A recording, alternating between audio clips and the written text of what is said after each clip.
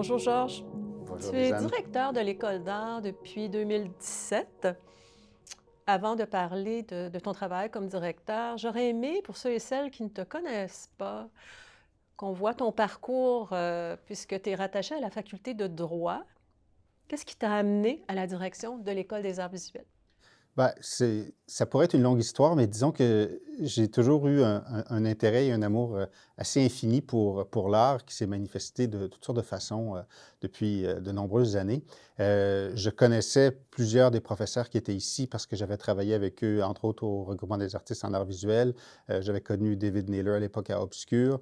J'en avais connu sur des comités à l'université aussi et je connaissais très bien mon bon ami Jocelyn Robert. Donc, je n'étais pas un inconnu, je dirais, pour un certain nombre de professeurs de l'école. Alors, quand ils m'ont approché en disant, ben, est-ce que ça t'intéresse de venir ici à l'école pour prendre la direction? J'ai assez vite accepté parce que je trouvais que c'était une belle proposition, disons. Je connaissais déjà un peu les programmes. Je venais depuis peut-être 10 ans dans le cours L'artiste et sa carrière, donner un bloc sur le droit d'auteur et sur le statut de l'artiste. Donc, parce que comme professeur de droit, mes recherches et mon enseignement portaient sur des questions liées aux arts. Donc, bref, je n'étais pas un étranger total pour eux et j'ai été, et je tiens à le dire, très bien accueilli. Et ça, j'ai trouvé ça intéressant dès que je suis arrivé. Je pense que les gens étaient contents qu'il y ait quelqu'un d'autre qui vient. C'était pas la première fois non plus dans l'histoire de l'école que c'était quelqu'un qui n'était pas issu du corps professoral qui prenait la direction. Donc, il y avait peut-être quelque chose qui était un peu plus naturel pour les gens en place. Mais ça s'est bien passé, je dirais, pour l'ensemble de ces raisons-là. Georges, quel constat justement tu as fait avec ton point de vue de l'extérieur, comme tu viens de le mentionner, quand tu arrives à la direction de l'école?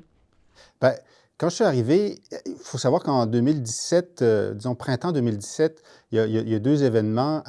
Il y a la fin de la grève des employés de l'université qui avait quand même été assez importante ici à l'école parce qu'il y a plusieurs employés qui jouent un rôle vraiment déterminant On dans parle la de la grève pédagogie. des techniciens. Exactement. Donc, la grève des employés du sol, donc où sont rattachés la grande partie des techniciens. C'était aussi la fin des travaux, la troisième vague de travaux de rénovation de l'édifice. Donc, il y avait une drôle d'ambiance, je dirais. Retour au travail, puis en même temps, fin des travaux. Donc, quand je me promenais dans l'école, dans la fabrique, puis c'était au mois de mai, les cours étaient finis et c'était encore un peu le chantier. Et il y avait le sentiment de, on revient au travail, on n'est pas hyper satisfait de comment le conflit s'est terminé de part et d'autre. Donc, il y avait je dirais, un peu une drôle d'ambiance et surtout, il y avait une école vide. Et ça m'a, je dirais, marqué jusqu'à un certain point parce que l'exposition des finissants avait eu lieu dans un autre local, dans un autre édifice, en fait, le JC Ricard de l'autre côté de la rue. Et donc, il y avait si on peut dire, très, très peu d'activités à l'école. Donc, moi, ce que j'ai fait, et ça a été je dirais, ma première mission, et ça me venait, entre autres, d'une question qui m'avait été posée par Suzanne Leblanc. Parce qu'avant de venir ici, j'avais fait une présentation, avant qu'on m'accepte officiellement, j'avais fait une présentation aux gens de la faculté qui étaient intéressés, donc, à m'entendre, où je leur disais un peu ce qui pouvait être mon programme, qui j'étais, puis j'échangeais un peu avec eux. Et Suzanne avait posé une question qui m'a toujours habité, qui était de savoir ce que moi j'allais faire pour me faire connaître, étant donné que je venais de l'extérieur. Tu sais, comment j'allais m'y prendre pour m'intégrer. Et j'avais répondu simplement et naïvement, ben, je serai présent.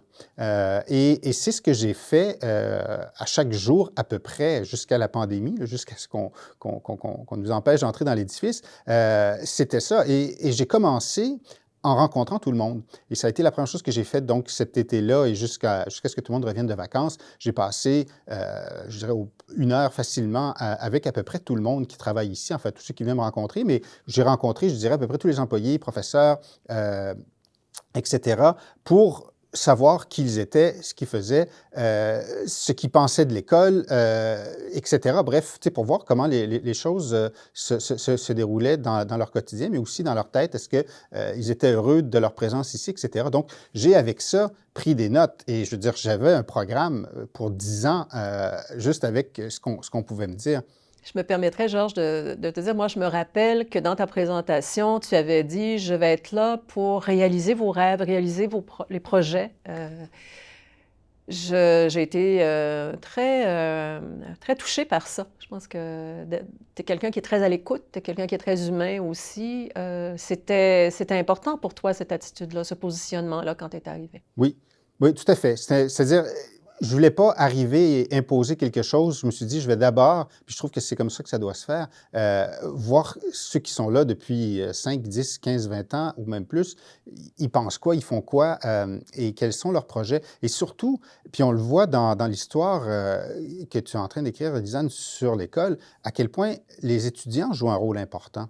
Et c'est souvent vers eux qu'il faut se tourner quand qu'on veut savoir quelle direction prendre. Évidemment, il y a tous ceux qui ont l'expérience, qui sont là, qui ont des idées, qui ont lu, qui ont vécu, etc. Mais il y a cette espèce d'énergie, de renouveau qui va venir, non pas de la part de ceux qui sont là depuis un certain temps, enfin, ça peut être de leur part, mais ça va aussi venir de la part d'une plus jeune génération, qui sont les étudiants et qui ont cette faculté de toujours se renouveler. Je veux dire, il y a quelque chose de tellement vivant à côtoyer des étudiants et donc, je pense qu'il faut être aussi beaucoup à leur écoute. Bref, c'est ce que j'ai fait, je dirais, au départ. Et mes premiers constats, il y en a eu plein. Je veux dire, j'ai fait plusieurs pages de notes de prise à rencontrer tout le monde. Mais si je synthétisais, je dirais, il faut que la communication soit meilleure. Ça, c'est quelque chose que je sentais bien de part et d'autre, là, entre les divers, disons, corps professionnels, employés, et selon les employés aussi, que ce soit employés dans des ateliers, employés plus de bureaux, chargés de cours, enseignants, étudiants, etc. Il fallait que la communication soit meilleure et il fallait aussi, je dirais, chercher une façon d'intégrer les gens autour de même projet. Il y avait cette idée qu'il y avait quelque chose d'assez séparé. Certains faisaient leur truc et voyaient pas les autres. Et au fond, il y avait comme plein de petites écoles dans l'école. Mais ça, c'est pas facile. C'est un constat qui ressort quand on a fait le tour un peu de tout le monde. Mais comment faire en sorte que les gens travaillent sur des mêmes projets? Tu as entre autres initié des rencontres, justement, professeurs chargés d'enseignement, personnel au développement technique. Est-ce que tu as eu des commentaires de cette action-là, de réunir les gens autour d'une même table? Est-ce que ça a donné des résultats que tu escomptais? Je pense que oui. En fait, c'est difficile à mesurer et parfois, ça ne se mesure pas de façon très tangible. Mais en fait, si j'ai contribué à faire en sorte que les gens se parlent plus, que les gens se connaissent plus, je pense que déjà, ce sera un pas dans la bonne direction parce que c'est à partir de là que vont germer les projets et les collaborations. Parce qu'à la fin, c'est aussi ça qu'on veut. C'est-à-dire, on veut évidemment que tous les employés soient bien dans leur environnement de travail, mais on veut aussi qu'il y ait des projets qui sortent et qui soient des projets initiés par des étudiants auxquels vont participer les professeurs, des employés, etc., qu'il y ait cette espèce de mixité dans l'action qui va être prise à l'école. Tu as eu quand même, tu as initié plusieurs projets. Après ce constat-là, après l'étape où tu es à l'écoute, quels sont justement les chantiers que tu as voulu amorcer très concrètement? Bien, je dirais que peut-être deux, enfin, j'en nomme deux. D'abord, dès le premier automne, on a fait faire une étude par le service de placement pour savoir ce que font les finissants de l'école. Et là, on a ratissé assez large tous ceux qui avaient diplômé de l'école, peu importe les programmes. On a tenté de les rejoindre pour savoir en gros qu'est-ce qu'ils faisaient, quels étaient leurs revenus, ils tiraient de où, est-ce qu'ils étaient toujours reliés au domaine de la culture, etc., etc. Et ça, c'était intéressant et je voulais savoir parce qu'on n'avait pas de données euh, pour savoir donc ce que font nos finissants. C'est pas tant qu'il fallait après ajuster les programmes en fonction de ça, mais c'était juste pour avoir une meilleure idée de ce qui se passe. Et ben, il y a des choses qu'on n'a pas appris, du genre, c'est difficile de vivre une vie d'artiste, on le savait. Et ça nous l'a confirmé. Mais ce que moi, j'ai trouvé intéressant, c'est qu'on s'est rendu compte que la grande majorité des finissants de l'école, peu importe les programmes, restent attachés au domaine culturel. Et ils ne seront peut-être pas artistes ou vont avoir une production artistique ou une production dans l'enseignement, mais vont rester quand même attachés au milieu de la culture en étant technicien, en étant programmeur, en étant directrice artistique, en étant artiste peut-être, en donnant des cours, etc., en étant au ministère de la Culture, dans un programme de 1 etc. Mais vont quand même, on sentait que l'intérêt premier était celui de la culture aussi, et ils sont demeurés dans ce domaine-là. Donc ça, c'est une des choses que j'ai faites. qui m'a été utile après dans des discussions que j'ai pu avoir avec les instances universitaires, en leur disant, écoutez, on a des données qui nous disent que c'est intéressant de rester, de continuer à faire ceci ou cela. Ça, on n'a pas changé nos programmes, puis évidemment, il n'y avait pas de raison de changer les programmes avec ça, mais c'était quand même quelque chose que je trouvais important. Donc ça, c'est, je dirais, en gros, une chose qui peut être faite dès le départ, mais l'autre chose qui vient d'un constat de mon premier été, c'est que l'édifice de la fabrique est fabuleux, mais il est totalement déprimant quand il est vide. Et ça, c'est quelque chose que je voulais faire, puis je pense qu'il est encore, enfin, sur lequel je travaille encore. Évidemment, la pandémie a mis un frein temporaire à cet élan-là, mais c'est d'habiter l'édifice, c'est-à-dire de l'habiter les moments où il n'y a rien, entre autres l'été, avec des projets d'artistes en résidence, des collectifs qui peuvent venir ici, des échanges, etc., de repermettre aux étudiants de venir passer l'été dans un atelier ici, etc. Ça, c'est quelque chose, c'est des choses qu'on a, des actions qu'on a mises en place, mais aussi de continuer d'animer la vie de l'école pendant l'année aussi, donc de remplir l'école. Je trouve que cet édifice-là, il est extraordinaire quand il est rempli. Sinon, je trouve que qu'il y a une espèce de perte d'avoir un édifice avec autant de potentiel qui n'est pas utilisé. Tu as travaillé beaucoup sur l'ouverture de l'école au milieu. Tu as invité aussi des artistes même à venir travailler en atelier. Peux-tu nous en parler?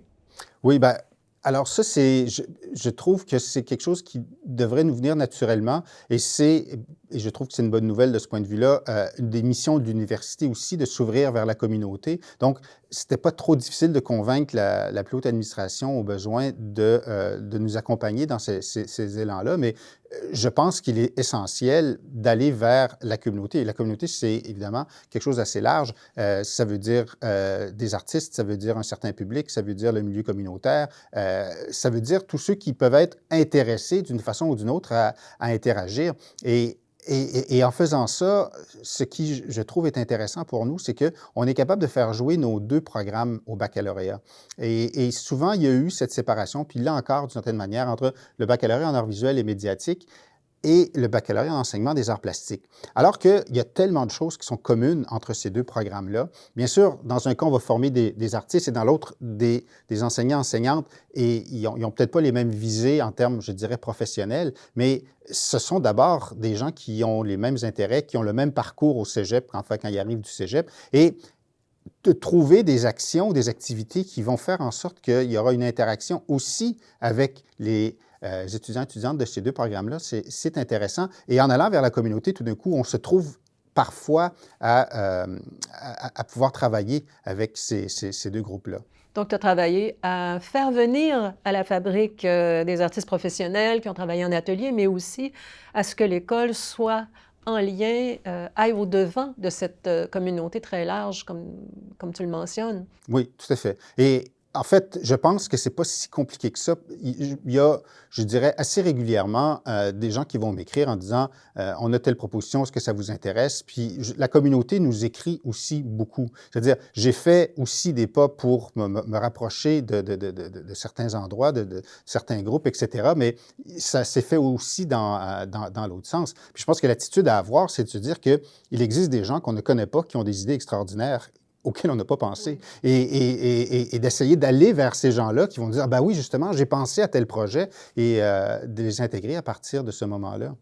Donc, c'est réfléchir la place aussi d'une institution universitaire dans la ville. Oui, tout à fait. Puis, à cet égard-là, évidemment, que la fabrique, que l'école d'art soit au centre-ville, je pense que ça joue un rôle qui est assez important. Je n'ai pas l'impression qu'on arriverait à faire les mêmes choses. En fait, je suis convaincu même qu'on n'arriverait pas à faire les mêmes choses si on n'était pas au centre-ville. Il y a une proximité avec tout un milieu artistique, culturel, communautaire, qui fait en sorte qu'on prend une place, mais qu'on partage cette place-là. On a souvent cet exemple, en fait, cette image de l'écosystème, mais un écosystème, c'est ça, c'est-à-dire que ça se nourrit et c'est un échange, un écosystème. Et il y a beaucoup, beaucoup ça qui, à mon avis, est lié au fait qu'on est installé au centre-ville de Québec, qui n'est pas une ville si grosse que ça, comme on le sait, qui est une ville où, à un moment donné, on finit par connaître à peu près tous les joueurs, joueuses, puis puis c'est beaucoup plus facile d'organiser des choses. Je veux dire, on organise avec la Ville de Québec, avec le musée, avec des centres d'artistes qui sont dans Méduse, parfois avec des galeries privées ou des groupes communautaires, et c'est assez simple. Je trouve que Québec est un milieu qui, pour ce type d'action-là, est favorable, je dirais, à ce type d'action-là, parce que les gens ont tendance à vouloir collaborer et ne se sentent pas rapidement en compétition. Au contraire, ont plutôt envie que les choses se fassent. Donc, on devient un joueur là-dedans. Et comme joueur, ce qu'on a, je dirais, de différent à offrir, ben, c'est évidemment plein d'étudiants motivés qui peuvent participer, c'est sûr, des profs, des techniciens qui sont aussi compétents, mais aussi, je dirais, un lieu. Et c'est là que, avec mon horreur ou ma hantise d'une fabrique vide, ben, je peux inviter des gens en disant, écoutez, l'été, on a un super local qu'on peut vous proposer. Venez vous installer là. Vous pourrez faire venir des gens. On a eu des projets de sérigraphie, entre autres, qui se sont faits, comme tu sais. Puis, enfin, il y en a plein d'autres, mais qui sont faites vraiment avec des groupes communautaires où le public pouvait entrer dans la fabrique. Et là, je trouve que l'université prend d'une autre façon son sens lorsqu'elle réalise des actions comme ça. Georges, tu as été un agent très, très important dans toute la programmation, les activités du 50e. Je pense que si tu y crois, c'était très important pour toi. Tu as mis beaucoup d'énergie. Qu'est-ce que ça représente pour toi, un 50e anniversaire à souligner à l'École d'art?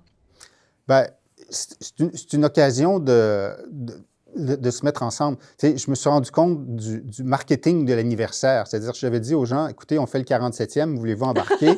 Je ne suis pas sûr qu'il y aurait eu de l'enthousiasme, mais on dit 50e, on dit 100e. Tout d'un coup, les gens écoutent. Je trouve que ça a été une occasion. Puis évidemment, comme tu sais, tu as travaillé et tu travailles encore très fort sur ça. Tu es une complice quand même depuis la première heure du 50e. Et il y a un enthousiasme, enfin, il y a une envie de faire des choses qui est partagée par d'autres institutions, par l'université, mais par d'autres aussi. C'est l'occasion de prendre le temps. Oui. Bien, et de faire, je dirais, de faire le bilan et de se rendre compte qu'il y a beaucoup de choses qui changent, que forcément l'époque change, mais qu'il y a certains débats qui vont rester. Les débats sur l'enseignement de la technique versus un enseignement plus théorique est un débat, comme tu le sais, Lisanne, qui est au départ même de l'école. C'est un débat qu'on a encore parfois, et même quand on fait la tournée des cégeps pour présenter les programmes, c'est des questions qui nous sont posées, jusqu'à quel point on doit enseigner les techniques ou pas. C'est des questions qui ont été un peu réglées, je dirais, à l'école. Puis ça, c'est une des choses que moi, je n'ai pas eu à faire parce que l'administration précédente, avec Jocelyn notamment, avait réformé le programme et à partir de là, avait pris des décisions sur quel type de programme au bac en art visuel et médiatique on voulait ici à l'École d'art.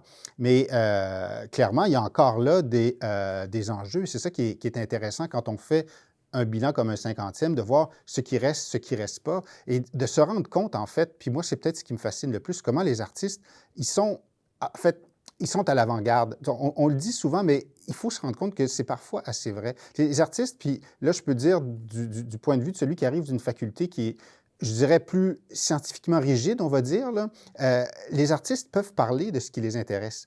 Et on ne va pas leur demander une note de bas de page. Alors que en sciences sociales, si on veut dire quelque chose, on a besoin de dire, ben voici, c'est parce que j'ai lu ça, il y a une certaine prétention scientifique parce que je vous l'indique en vous montrant la filiation théorique qui me permet de dire que. Alors, il y a quelque chose de tellement plus fluide, de naturel, qui permettent aux artistes de parler d'un peu tout, qui font, à mon avis, qui sont des capteurs qui permettent de comprendre beaucoup mieux ce qui se passe dans une société. Georges, je devais te poser la grosse question en tant que directeur actuel de l'école. Quelles sont, selon toi, les perspectives d'avenir de l'école? Lorsqu'on célèbre un anniversaire, on regarde le passé, on regarde où on est, mais on regarde vers l'avenir. Quels sont, selon toi, les dossiers à développer pour l'école? Ben, alors, une école d'art, puis je pense que c'est vrai ici, puis c'est, à mon avis, vrai dans toutes sortes d'autres écoles d'art, certainement en Amérique et peut-être ailleurs aussi, doit défendre un budget, justifier sa place. Il y a assez souvent un vent néolibéral qui nous dit « Ouais, mais ça sert à quoi une école d'art? Pourquoi vous êtes là? » etc. C'est sûr que coût-bénéfice, si on regarde juste ça, on coûte un peu cher. En même temps, on est bien compensé par le ministère, mais il faut aller au-delà de ça. Donc, il y a d'abord ça, et je dirais que il y a d'abord, et je dirais que c'est constant, et c'est pas que les vis-à-vis sont de mauvaise foi, mais il faut assez souvent répéter la pertinence de la place de l'art dans l'école, qui au fond n'est qu'un écho de la place de l'art dans une société. Donc, il y a constamment ça qu'il faut faire. Et une fois que ça c'est fait, ben, c'est autour de projets que je pense qu'on peut, qu'on peut avancer. Je veux dire, bon, là, il y a le 50e, on en a parlé un peu, qui va se terminer, je dirais, dans l'automne prochain avec l'exposition sur Mère Parent, puis peut-être la dernière exposition qui va être présentée à la galerie.